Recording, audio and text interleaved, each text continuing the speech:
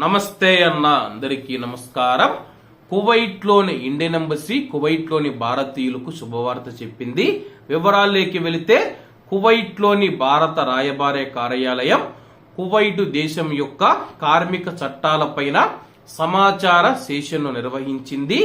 ఇది భారతీయ కమ్యూనిటీ సభ్యులలో అవగాహన పెంచడానికి ఈ యొక్క కార్యక్రమాన్ని నిర్వహించారు.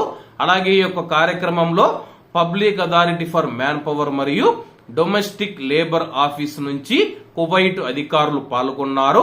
అలాగే తన యొక్క ప్రసంగంలో భారత రాయబార కార్యాలయ అధికారి డాక్టర్ ఆదర్శ్ స్వైకా గారు మాట్లాడుతూ, కువైట్ లో అవసరమైన భారతీయులకు మద్దతుగా భారత రాయబార కార్యాలయం ఇండియన్ ఎంబసీ ఎప్పుడూ ఉంటుందని చెప్పి, సమస్యల్లో ఉన్న భారతీయులకు సహాయం చేయడానికి కువైట్ లో ఇండియన్ ఎంబసీ ఉందని చెప్పి ఆయన వెల్లడించారు.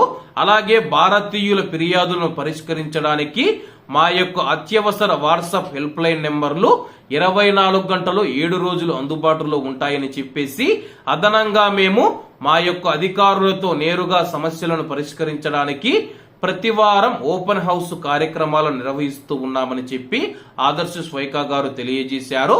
ఇందులో భాగంగానే కువైట్ లోని వివిధ ప్రాంతాలలో కూడా కౌన్సిలర్ క్యాంపులు నిర్వహిస్తూ ఉన్నట్లు డాక్టర్ ఆదర్శ్ స్వైకా గారు తెలియజేశారు.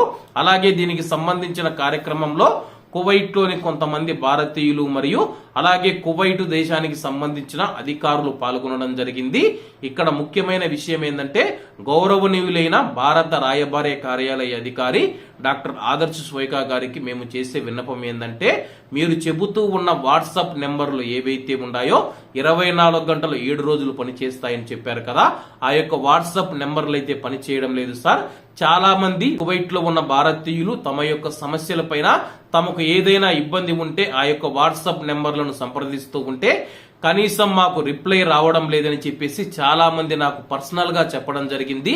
దీనిపైన ప్రత్యేక దృష్టి పెట్టి కువైట్ లో ఉన్న భారతీయుల సమస్యల పరిష్కారానికి ఒక మార్గం చూపుతారని చెప్పి మిమ్మల్ని అయితే కోరుతూ ఉన్నాము.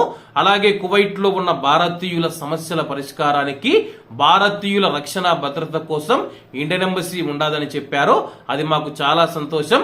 అలాగే కువైట్ లోని భారత రాయబార కార్యాలయ అధికారి డాక్టర్ ఆదర్శ్ స్వైకా గారి ప్రసంగం పైన మీ యొక్క అభిప్రాయాన్ని కామెంట్ రూపంలో తెలియజేయాలని కోరుకుంటూ, అందరూ బాగుండాలి, ఎందులో మనం ఉండాలి. అందరికీ నమస్తే అన్న, జై హింద్.